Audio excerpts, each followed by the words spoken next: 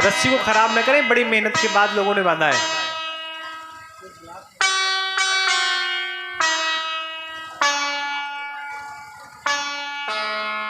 मीठे रस से भरोरी राधा रानी लागे, महारानी लागे। मन कारो कारो यमुना जीरो पानी लागे। हो मीठे रस से भरोरी राधा रानी लागे, राधा रानी लागे। मन खरो खरो यमुना जी को पानी लागे। हो मीठे रस से भरोरी राधा रानी लागे, महारानी लागे। मोहे मीठो मीठो सरयू जी को पानी लागे। मीठे रस से भरोरी राधा रानी लागे, राधा रानी लागे। मने खरो खरो यमुना जी को पानी लागे। मीठे रस से भरोरी।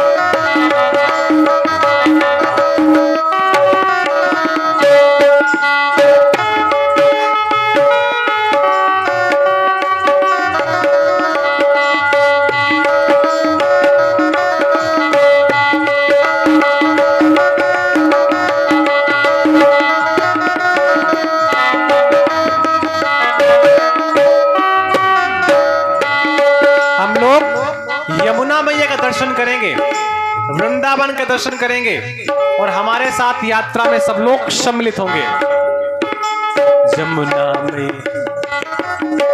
जमुना मैया काली काली, राधा गोरी गोरी। यमुना मैया करी करी, राधा गोरी गोरी। सब लोग आइए। यमुना मैया कारी कारी, राधा गोरी गोरी। यमुना मैया करी करी, राधा गोरी गोरी। वृंदावन में धूम मचावे बरसाने की छोरी। वृंदावन में धूम मचावे बरसाने की छोरी। बरसाने की छोरी, राधा बरसाने की छोरी। ब्रज धाम राजा जो की रानी लागे, महारानी लागे। मने कारो कारो यमुना जी पानी लागे। मीठे रस से भरोरी राधा रानी लागे, राधा रानी लागे। मोहे खरो खरो यमुना जी को पानी लागे।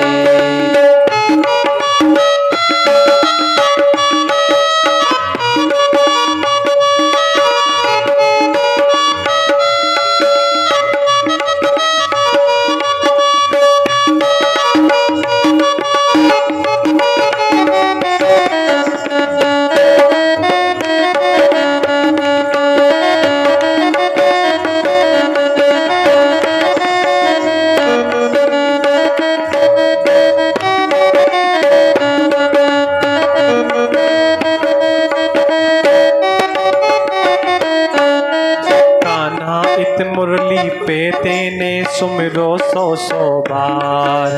कान्हा इत मुरली पे तेने सुमिरो सौ सौ बार। कोटिन रूप धरो जग माही तहु न पावे पार। कोटिन रूप धरो जग माही कहू न पावे पार। रूप रंग की प्यारे पट रानी लागे, महारानी लागे। मन कारो यमुना जी रो पानी लागे। ओ मीठे रस से भरोरी राधा रानी लागे, महारानी लागे। मन खारो खारो यमुना जी को पानी लागे, मन खारो खारो यमुना जी को पानी लागे।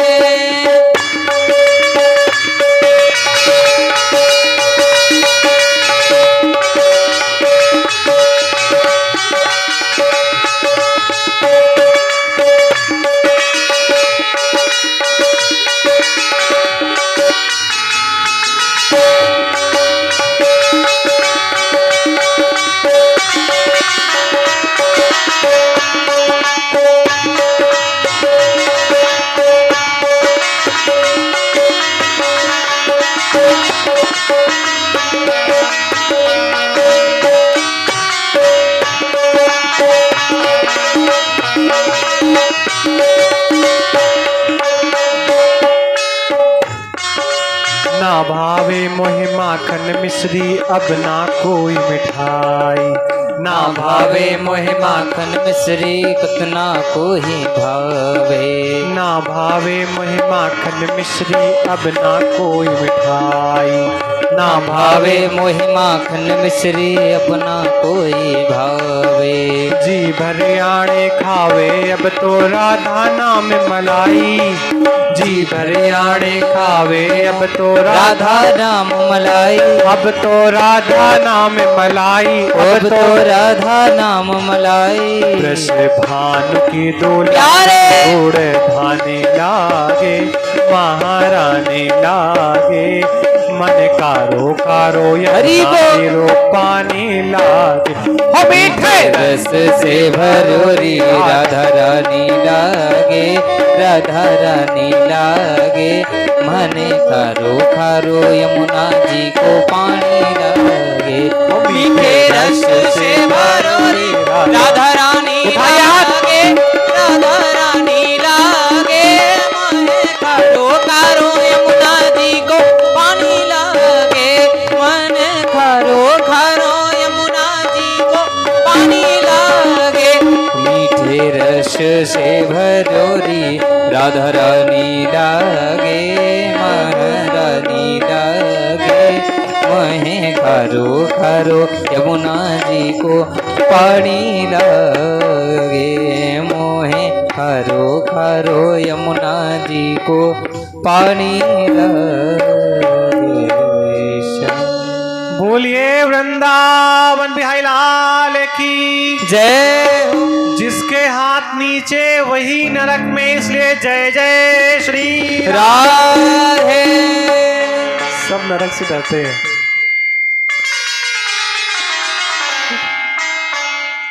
अहम भक्ति ख्याता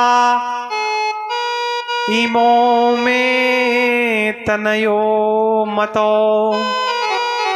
ज्ञान वैराग्य ना मानो, काल योगेन जयो।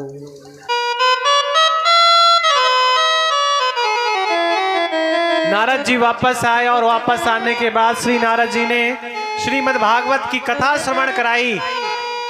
भक्ति के साथ ज्ञान और वैराग्य को। तो जो ज्ञान और वैराग्य बूढ़े दिख रहे थे वो एकदम से जवान हो गए।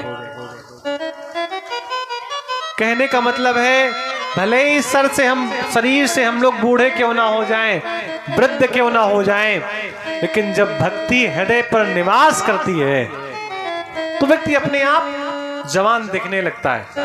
आप कभी संत महात्माओं को देखना जो बिल्कुल बूढ़े बूढ़े हो, लेकिन उनके चेहरे फिर भी आपको लाल दिखाई देंगे। और दुष्टात्मा को देखना जो जीवन भर पाप करता रहता है, उसके चेहरे पे कोई तेज नहीं रहता है। ये परमात्मा की भक्ति का प्रभाव होता है। रंग से फर्क नहीं पड़ता कि आप कारे हैं कि गोले हैं, रंग से कोई फर्क नहीं पड़ता।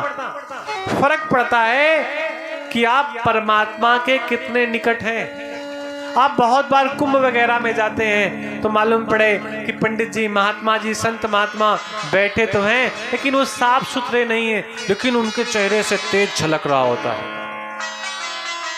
साफ सुथरे होना एक अलग बात है, लेकिन चेहरे से तेज छलकना एक अलग बात है।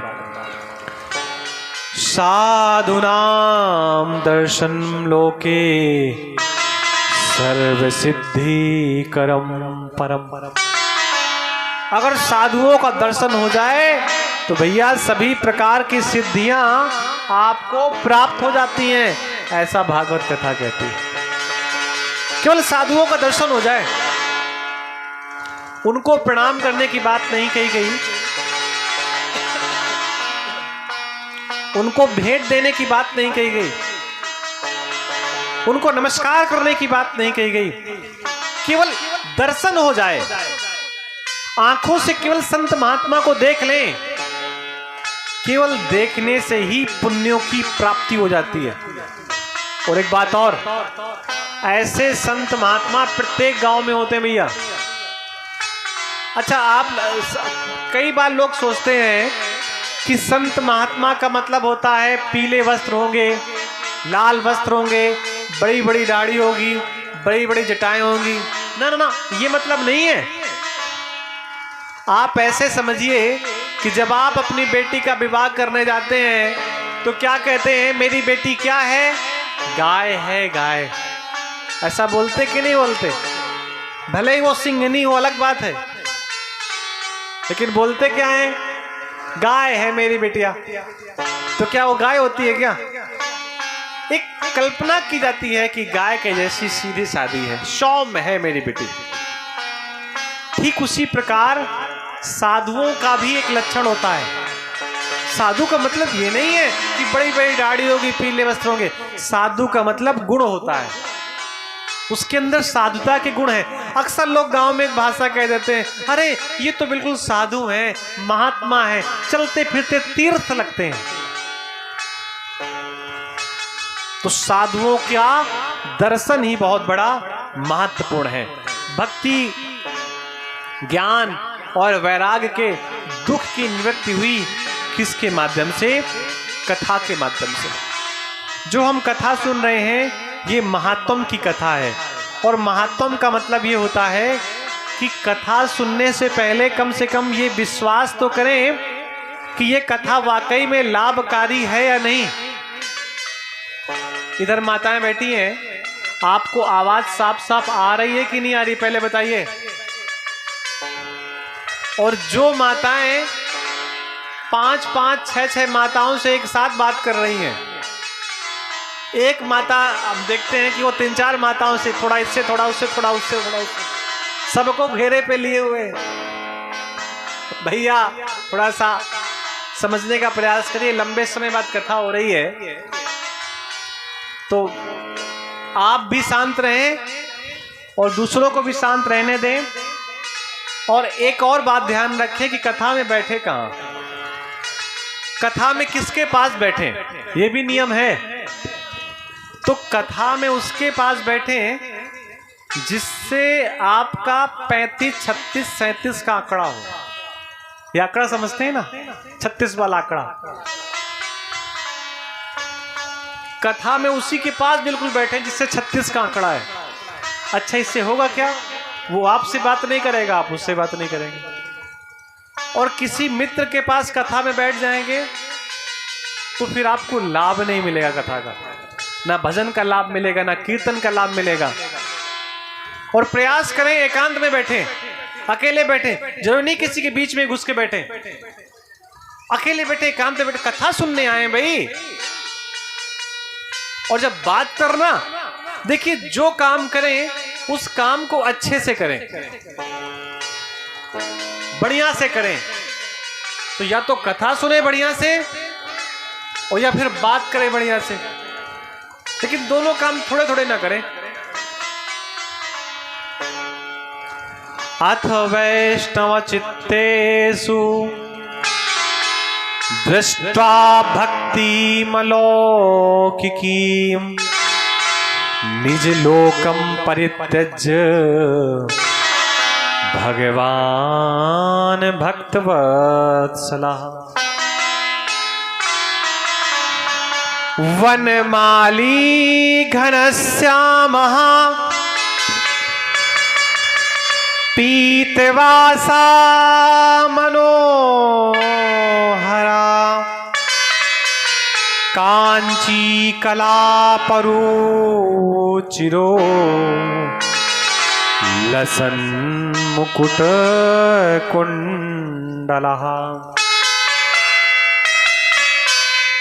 आप में से कोई भी भक्त ये कह सकता है कि क्या इस कथा से किसी का उद्धार हुआ है क्या? और अगर हुआ है तो उस व्यक्ति की कथा सुनाइए।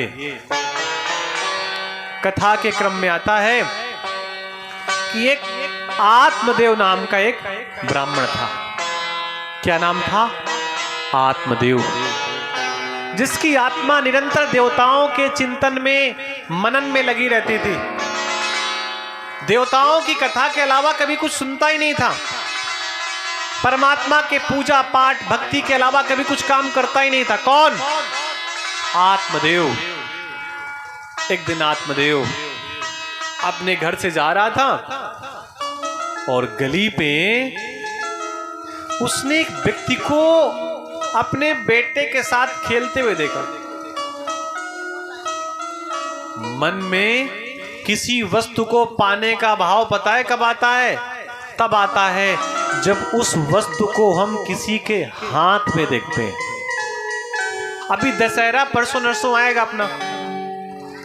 दशहरे के दिन अगर हमको पता चल जाए कि ये साहब पान खाए हुए हैं तो दूसरा वाला पूछेगा भैया किसके यहाँ मिल रहा है?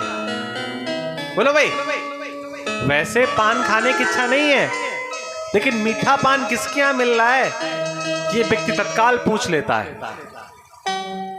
देख करके वस्तुओं की अभिलाषा मन में जागृत होती है। आत्मदेव अपने घर से निकला तो एक व्यक्ति अपने छोटे से बालक को बड़े प्रेम से खिला रहा था, प्यार कर रहा था, दुलार कर रहा था, स्नेह कर रहा था, उसके कपोलों को चूम रहा था। कभी उसे अपनी छाती पे बैठालता, कभी घोड़ा बन जाता तो अपनी पीठ पे बैठालता और कभी टांगों पे बैठाल करके झूला झूलाता और लोरी सुना रहा था। आत्मदेव ने कहा कि जिसके यहां बालक है सबसे बड़ा सुख तो उसी को है।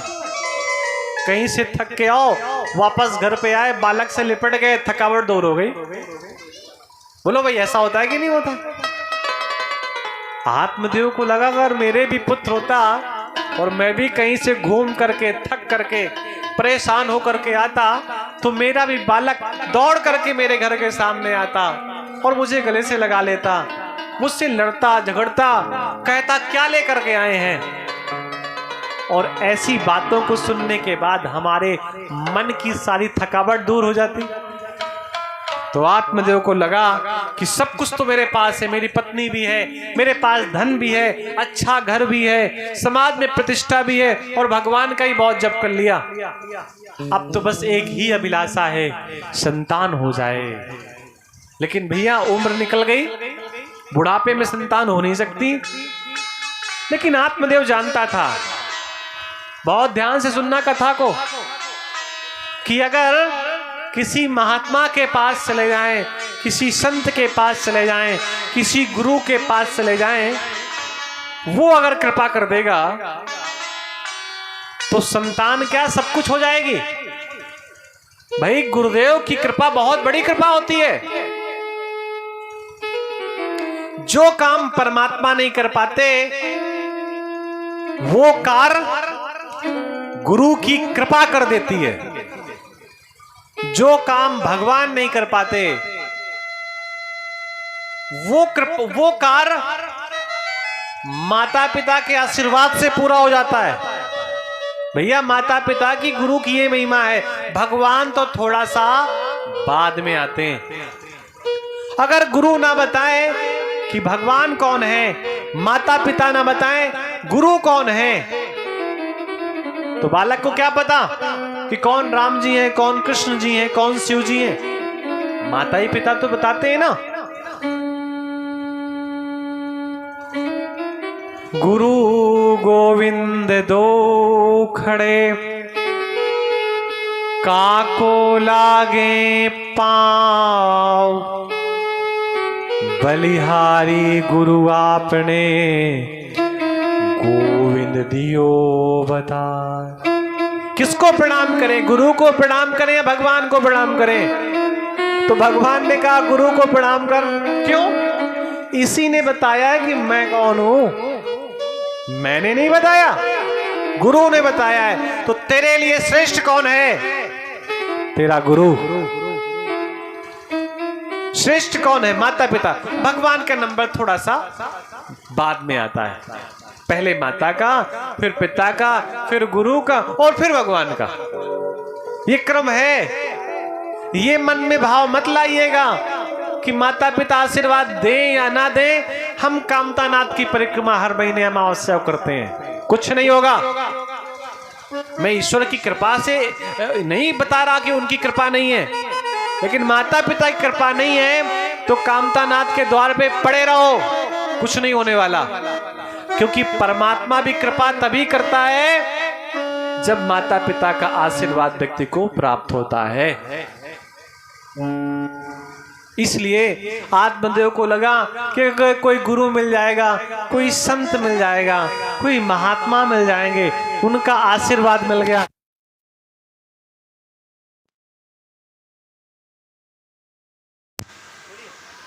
मन की इच्छाएं अपने आप पूरी हो जाएंगी अगर कोई महात्मा मिल गया तो।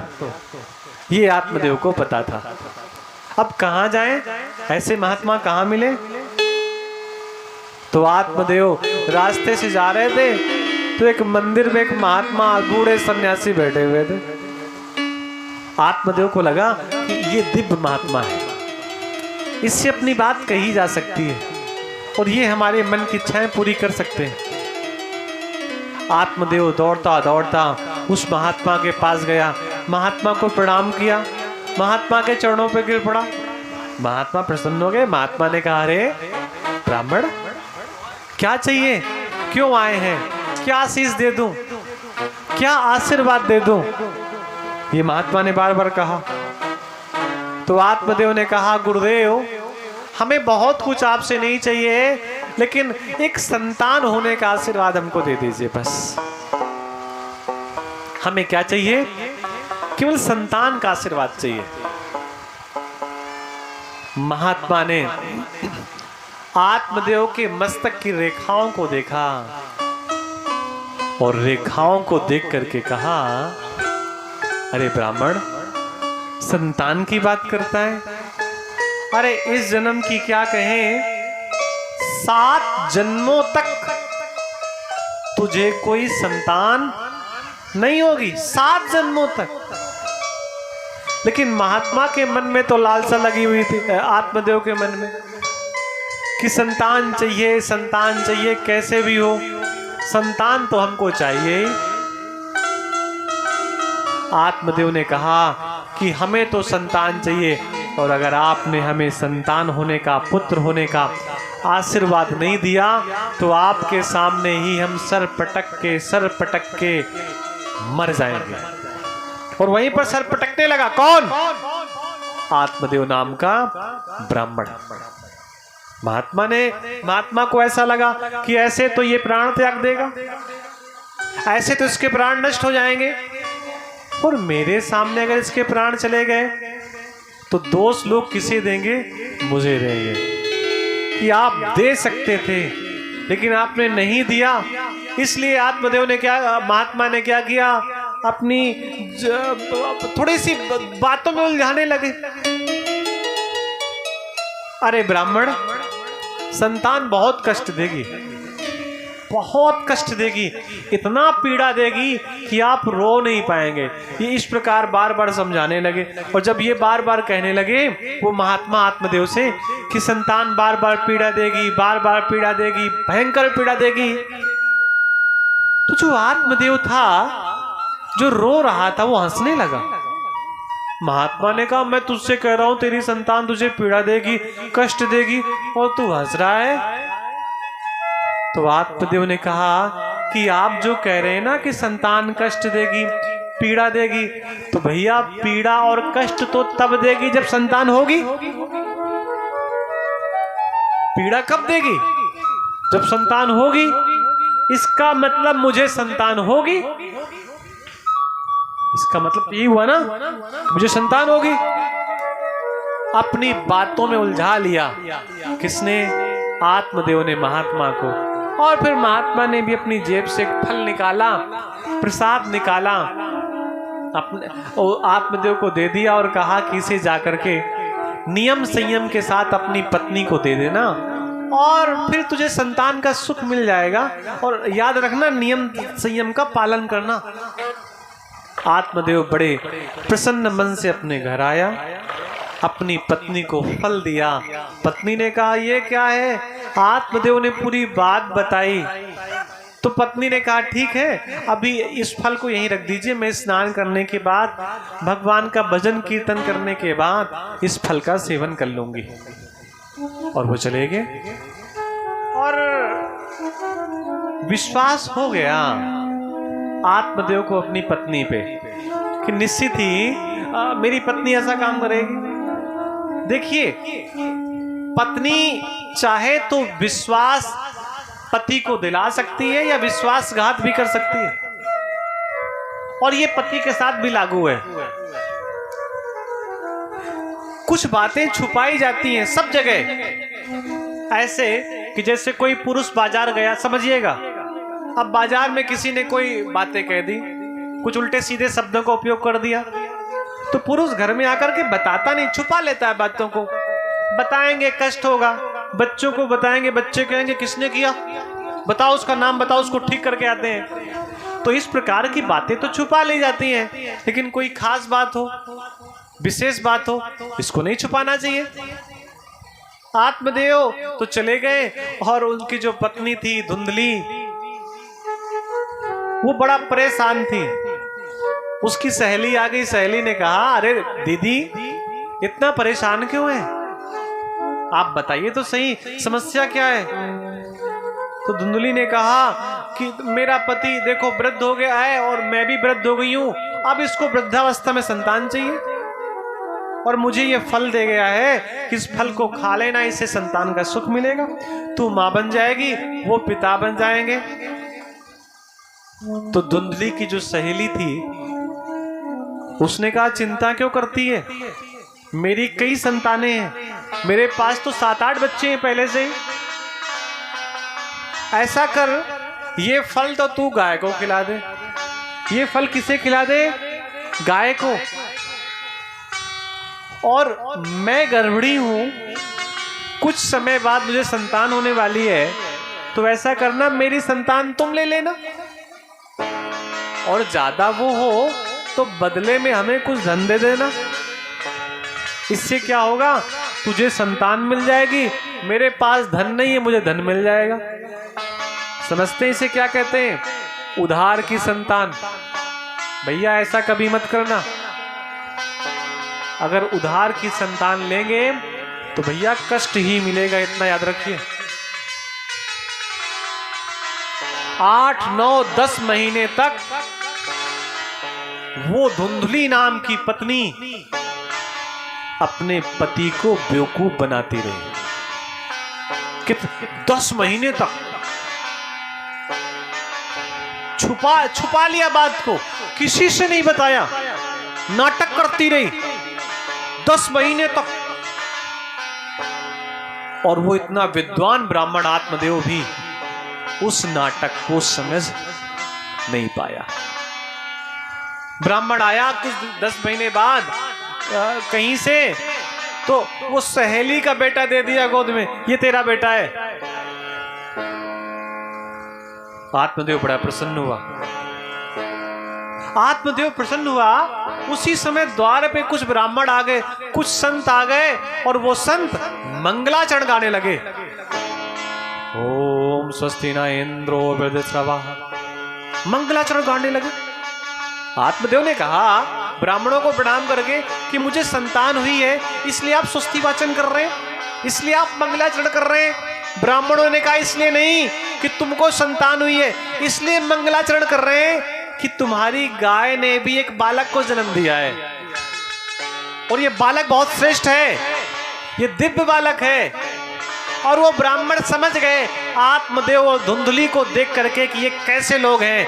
तो ब्राह्मणों ने आत्मदेव से कहा कि तुम्हारे पास तो संतान है ही, गाय को भी संतान है, दो दो बच्चे कैसे पालोगे? ऐसा करो, ये गाय का बेटा हमें दे दो और इस बालक को आप पाल लो, इसको आप संभाल लो। संतान जो संत महात्मा थे उस बालक को लेकर के चले गए, क्योंकि जानते थे कि जो गाय का बालक है ये दिव्य बालक है, श्रेष्ठ बालक है, विद्वान बालक है। ये लोगों के कल्याण के लिए जगह जगह पर कथा श्रवण कराएगा, भक्तों को कथा सुनवाएगा। इसलिए वो ब्राह्मण उस बालक को लेकर के चले गए। गाय का जो बालक था उसके कान बड़े थे। कितने बड़े कान थे? जैसे कान गाय के होते। महात्माओं ने उसका नाम क्या रख दिया? गोकर्ण। और जब आत्मदेव ने अपने बेटे का नाम रखने का मन बनाया तो धुंधली ने कहा मेरा बेटा है, मैं नाम रखूंगी। तो आत्मदेव ने कहा भैया तू ही नाम रख ले। तो धुंधली ने अपने बेटे का नाम धुंधकारी रखा।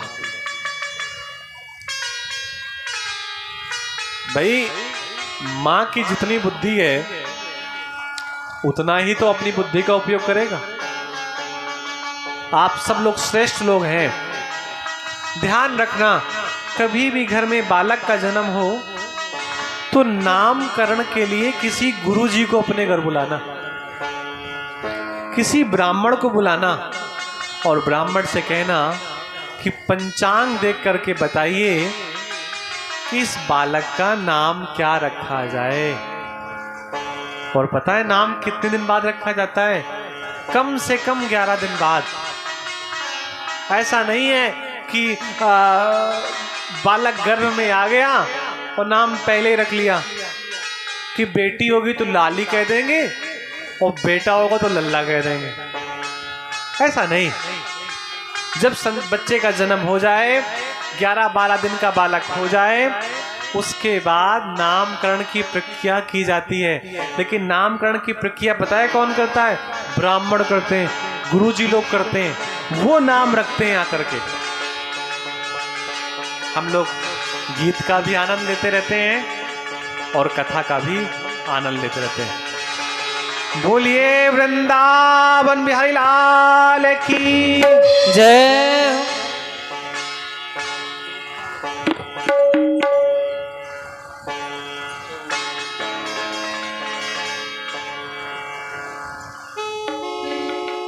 एक बार भजन कर ले, मुक्ति का जतन कर ले। एक बार भजन कर ले, मुक्ति का जतन कर ले। हो एक बार भजन कर ले, मुक्ति का जतन कर ले। सब लोग आइए। एक बार भजन कर ले, मुक्ति का जतन कर ले। एक बार भजन कर ले, मुक्ति का जतन कर ले। कट जाएंगे 84 हरि का सुमिरन कर ले। कट जाएगी शुभ राशि, हरि का सुमिरन कर ले। एक बार भजन कर ले, हरि का सुमिरन कर ले।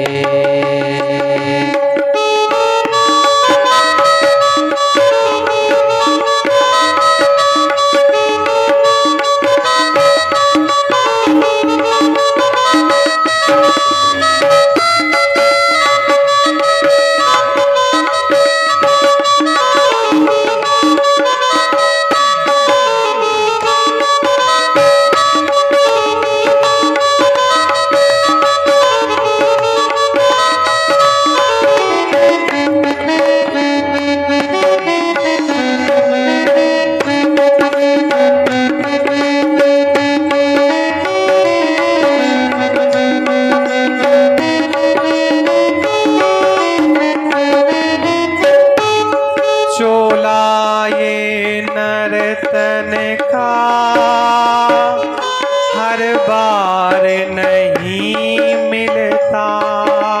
हो चोला ये नर्तन का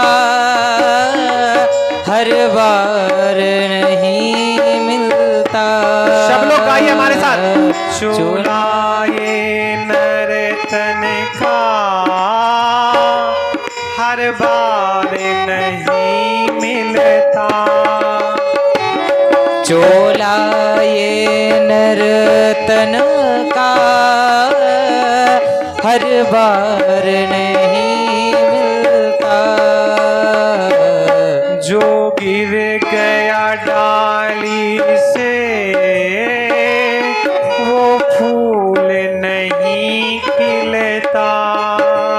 हो जो गिर गया डाली से वो फूल नहीं खिलता। मुक्ति का जतन कर ले, तन मन को चमन कर ले। मुक्ति का जतन कर ले, तन मन को जतन कर ले। एक बार भजन कर ले, प्रभु हरि सुमिरन कर ले।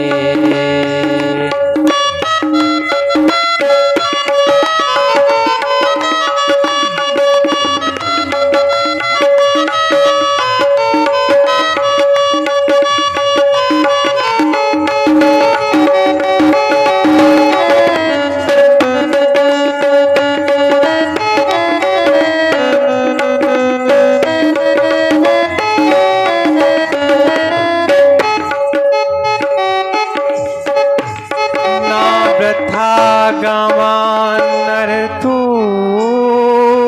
ये श्वासों की लड़ियां,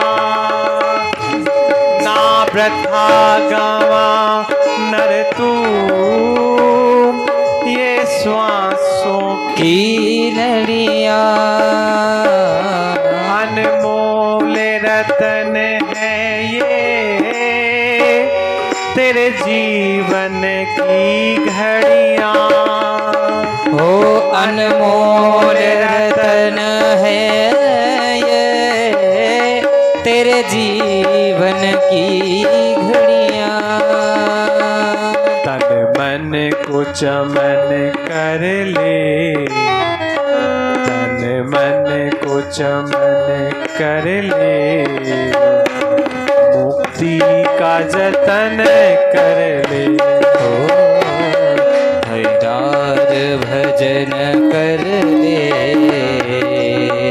एक बार सुमिरन कर ले। आइए हमारे साथ। एक बार भजन कर ले प्यारे, मुक्ति का जतन कर ले।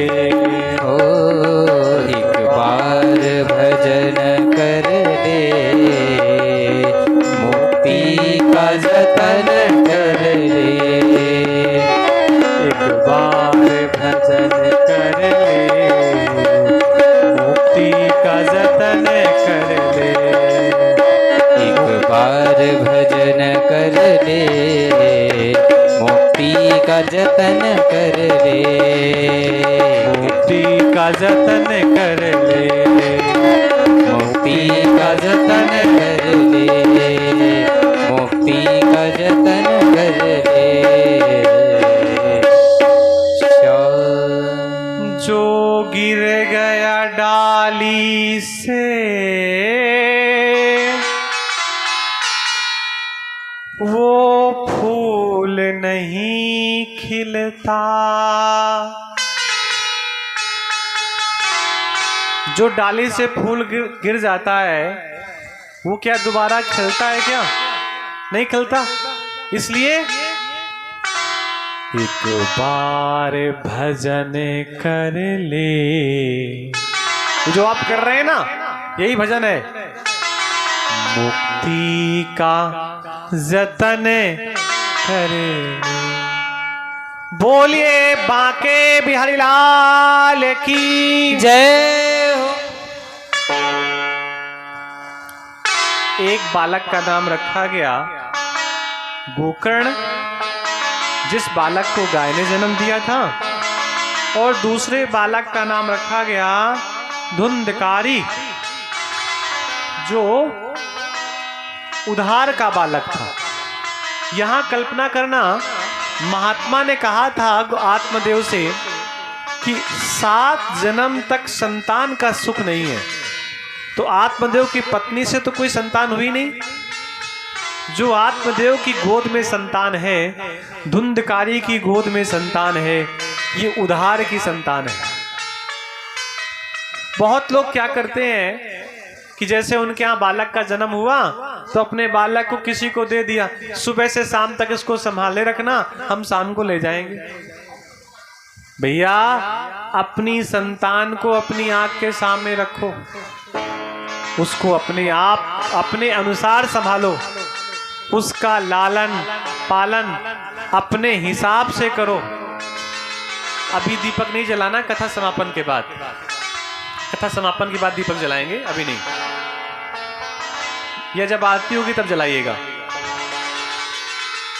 तो संतान को अपनी आंखों के सामने रखो। कई बार तो महाराज ये होता है कि शाम को देख लिया जाता है कि छोटा बालक आया कि नहीं है, मंझिला आया कि नहीं, बड़का आया कि नहीं आया। दिन भर व्यक्ति बच्चों के बारे में पता ही नहीं करता, कहां गए, कहां रह रहे हैं, क्या कर रहे हैं, कुछ पता ही नहीं है, दिन भर गायब हैं। बस केवल शाम को गिनती कर ली जाती है कि हाँ ये भी आ गया, ये भी आ गया, ये भी आ गया, ये भी आ गया।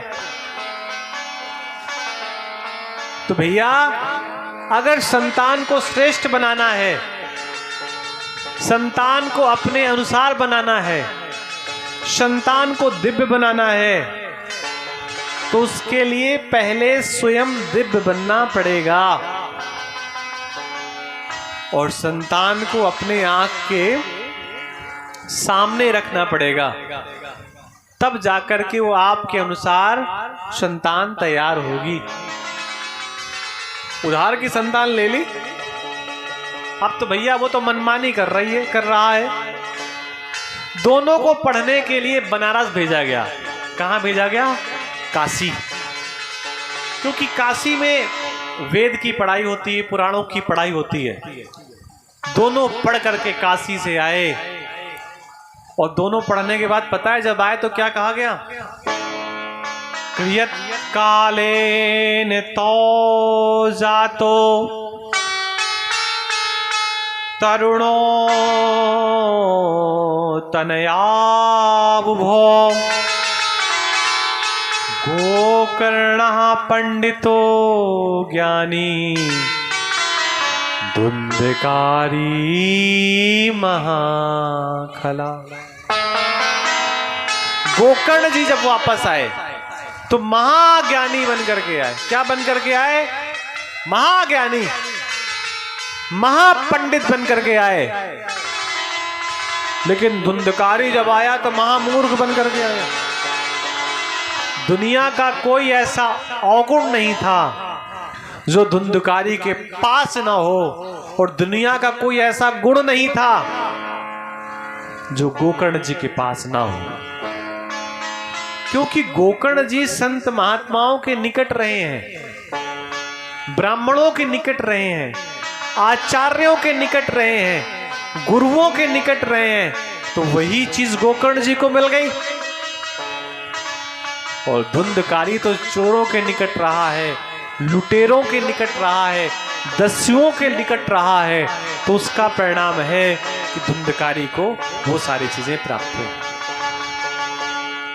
जैसा करोगे संग, वैसा चढ़ेगा रंग। आप सब लोग जानते हैं, और जब कभी देखना आप जाकर के खेतों में कि मटर के खेत में जब कीड़े मिलेंगे आपको, तो पता है कीड़ों का रंग कैसा होता है? जैसा मटर के पेड़ का रंग होता है। बोलो भाई, उसमें झूठ तो नहीं कह रहे कोई? जैसी फसल होती है कीड़े का रंग भी वैसा ही मिलेगा आपको। सरसों के पेड़ में जब आप जाएंगे, जब उससे फूल निकला हो तो देखना उसका जो कीड़ा होगा वो थोड़ा सा पीला होगा, हरा नहीं होगा, क्योंकि सरसों का फूल में कीड़ा लगता है और फूल कैसा होता है? पीला। तो जैसी वनस्पति होती है वैसा ही उसका कीड़ा होता है। नीम के पेड़ के अंदर कीड़ा छुपा रहता है, क्यों दिखाई नहीं देता? क्योंकि कीड़े का रंग काला होता है। तो नीम की बाहर की जो छाल होती है वो लगभग काली जैसी होती है। कहने का मतलब है जैसा करोगे रंग, जैसा करोगे संग, वैसा चढ़ेगा रंग। जैसा पियोगे पानी वैसी हो जाएगी वाणी। इसलिए पानी साफ सुथरा पीना चाहिए और साथ ही जो भी है अपने आसपास अच्छे लोगों के पास बैठना चाहिए, क्योंकि जिनके पास आप बैठेंगे उनके पास जो गुण होगा वो दे देंगे आपको। और पता है गुण मिलते कहां से हैं? शत्रु से कभी कोई ना तो गुण मिलता है ना अवगुण मिलता है। आपका दुश्मन आपको कभी कुछ सिखा ही नहीं पाएगा। पता है सिखाता कौन है? दोस्त। दोस्त सिखाता है। कैसे सिखाता है? कि अगर आपको अगर याद हो, समझिएगा, जो लोग सुपारी खाते हैं उन्हें अगर याद हो, वो केवल इतना याद करें पहली बार सुपारी का टुकड़ा किसने हमारे हाथ पे रखा था। अगर याद हो तो कल्पना करिए, पहली चीज तो याद ही नहीं होगा, लेकिन पहली बार सुपारी का टुकड़ा हथेली पर किसने रखा याद करके देखिए, तो पता है मालूम पड़ जाएगा कि वो तो अपना सगा था। जिसने पहली बार ग्लास पकड़ाया होगा, अगर शत्रु पकड़ाएगा तो आप अलर्ट हो जाएंगे, पता नहीं इसमें क्या मिला हो। बोलो भाई, कोई दुश्मन पिलाएगा कि ये लो भैया पी लो, अमृत है, गिलास पकड़ा दिया तो क्या पिएंगे? बिल्कुल नहीं पिएंगे, क्योंकि पता है कि इससे हमारा झगड़ा है, इससे हमारा वैर है, ये हमारा कल्याण कर ही नहीं सकता। तो पता है वो गिलास कौन पकड़ाता है, सुपारी का टुकड़ा कौन पकड़ाता है, माचिस की तीली कौन पकड़ाता है, बीड़ी का बंडल कौन पकड़ाता है? बिल्कुल जो अपना बिल्कुल घनिष्ठ का मित्र होता है। अरे कौन कोई देख रहा है यार, कुछ नहीं होता, थोड़ा सा दबा ले, थोड़ा सा खा ले, और फिर थोड़ा सा, थोड़े से, फिर थोड़े से थोड़ा और ज्यादा, फिर ज्यादा, फिर तो भैया हमको एक में होता ही नहीं है, हमको तो एक में होता ही नहीं है, हमको तो पूरा चाहिए। ये बात थोड़ी हंसी की थी, लेकिन कहने का मतलब है कि जैसा आप संग करेंगे वैसा ही रंग चढ़ेगा। अगर सत्संग में बैठेंगे तो सत्संग का रंग चढ़ेगा, और अगर दुसंग में बैठेंगे, कुसंग में बैठेंगे तो कुसंग का रंग चढ़ेगा। गोकर्णा पंडितो ज्ञानी धुंधकारी महाखला। दोनों वापस बनारस से पढ़ करके आए, काशी से पढ़ करके आए, तो गोकर्ण जी तो महान पंडित बन गए, विद्वान पंडित बन गए, लेकिन धुंधकारी उसी क्वालिटी का दुष्ट बन गया, उच्च क्वालिटी का। सारे अवगुण थे उस पे। गोकर्ण जी तो कथा सुनाते, भगवान की चर्चा करते, भगवान का कीर्तन करते, लेकिन धुंधकारी जहां मौका मिलता छोटे बालकों को चोट पहुंचा देता, उन्हें कुएं पे फेंक देता, उन्हें गिरा देता, मार देता, कितनी हत्याएं करता, कितने लोगों के वस्त्र चोरी कर लेता, कितनी माताओं बहनों के आभूषण चोरी कर लेता। कौन? धुंधकारी। धुंधकारी को एक लत लग गई, क्या? जुए की। और भैया कुछ लतें तब तक नहीं छूटती जब तक शरीर से प्राण नहीं निकल जाते। अगर आपको भक्ति का नशा चढ़ जाए तो भैया बिल्कुल पैर हाथ ना काम कर रहे हो, लेकिन फिर भी वो भगवान का भजन कीर्तन करेगा, नशा है ना। ऐसा नशा होना भी चाहिए और ये उपयोगी भी है, इससे कोई नुकसान नहीं है। आप यहाँ कथा सुनने आए हैं, भगवान की चर्चा करने आए हैं, आपको 100% गारंटी के साथ मैं कह सकता हूं कि कथा सुनने से कोई नुकसान नहीं होगा, फायदा ही होगा। अब आप ये ना कह देना कि भैंसिया दूने को हमारी खड़ी है,